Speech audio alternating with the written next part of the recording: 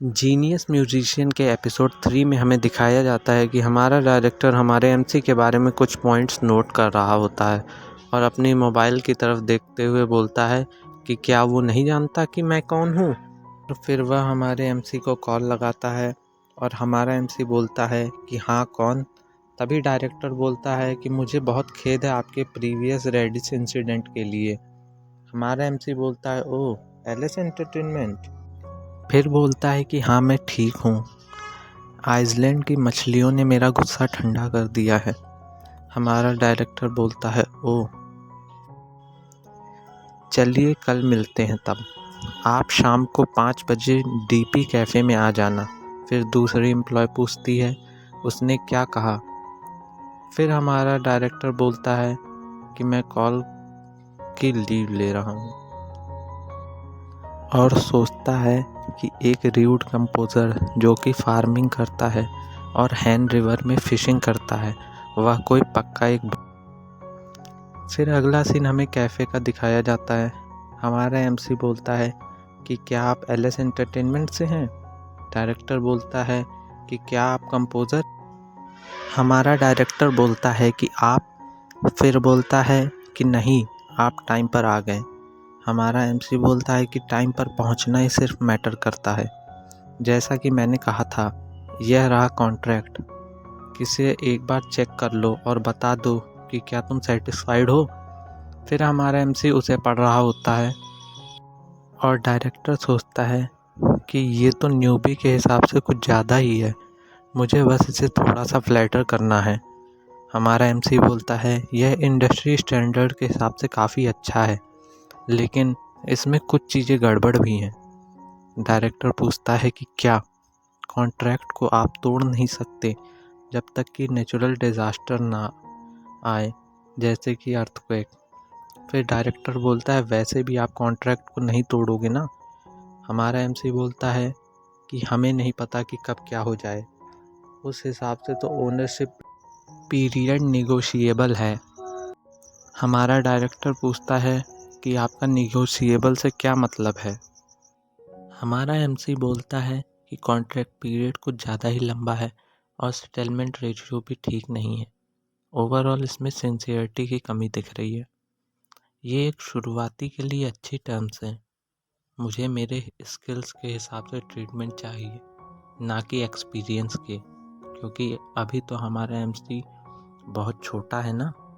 फिर एमसी वहाँ से उठता है और बोलता है कि कल तक आप एक कॉन्ट्रैक्ट सिंसियरिटी के साथ लाएंगे। हमारा डायरेक्टर बोलता है हाँ।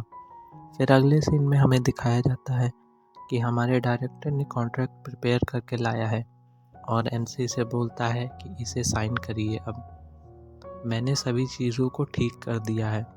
हमारा एमसी बोलता है कि हाँ, आपने सब चीज़ ठीक कर दिया है, जो कि सिंसियरिटी जिसमें नहीं थी, लेकिन एक बड़ी कंपनी को एक न्यू कमर के लिए इतना डेस्परेट नहीं होना चाहिए।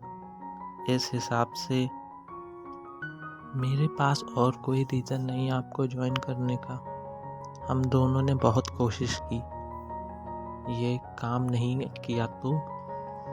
फिर डायरेक्टर हमारे एमसी का हाथ पकड़ लेता है और बोलता है कि प्लीज़ अपनी कंडीशन बताइए, और वह हमारे एमसी के जाल में फंस जाता है। हमारा एमसी तुरंत मुस्कुराते हुए बोलता है कि ठीक है, अपनी कंडीशंस बताता है जो कि आप पढ़ सकते हैं।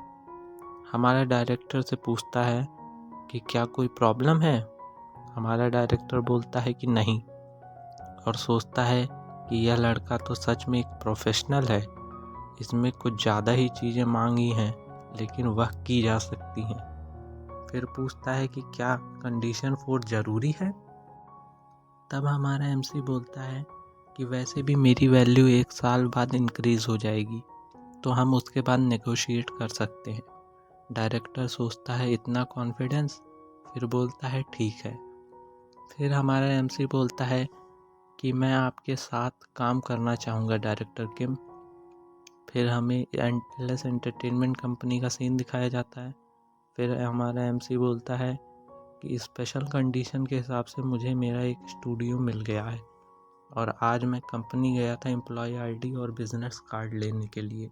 फिर हमें एमसी का ऑफिस दिखाया जाता है, रूफ टॉप टेरेस भी होती है और डायरेक्टर बोलता है कि हमारी कंपनी का कैफेटेरिया है। तभी हमारा एमसी बोलता है कि मैं कैफेटेरिया की जगह रिकॉर्डिंग स्टूडियो देखना चाहूँगा। डायरेक्टर बोलता है हमारे न्यू कमर कुछ ज़्यादा ही वर्क के लिए पैशनेट है और बोलता है कि मेरा पीछा करिए। फिर अगले सीन में हमें स्टूडियो दिखाया जाता है और कंपोज़र जू बोलता है थोड़ा ताकत से गाओ। तभी डायरेक्टर बोलता है कि अरे मुझे नहीं पता था कि ये लोग रिकॉर्ड कर रहे हैं। तभी कंपोज़र जू बोलता है कि डायरेक्टर आप यहाँ कैसे। तभी डायरेक्टर बोलते हैं कि मैं आपको यहाँ के न्यू कमर से मिलाना चाहता था।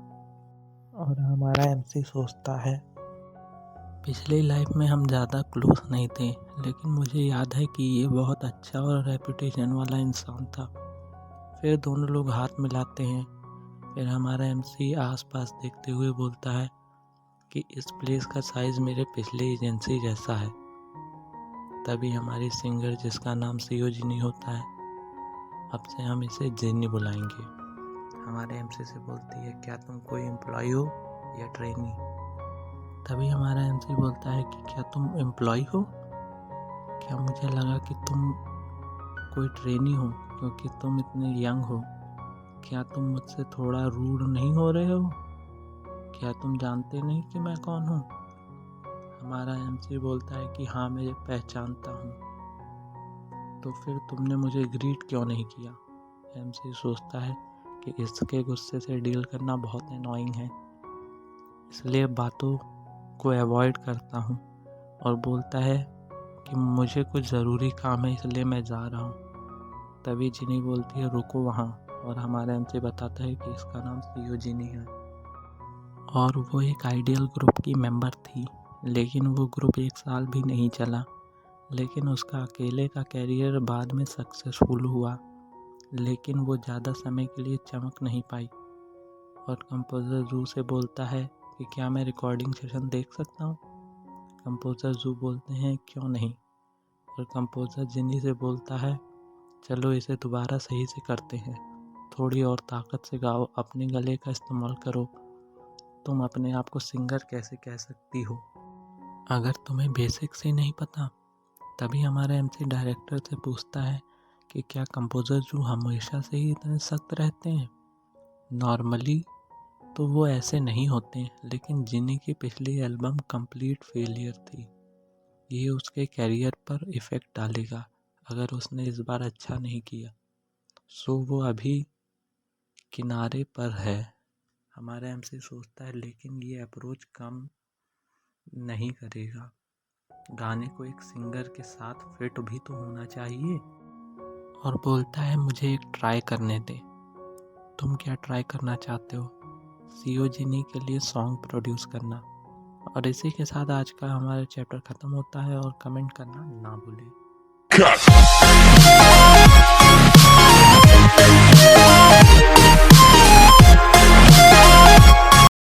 खत्म। Bye bye, tata, good bye, गया।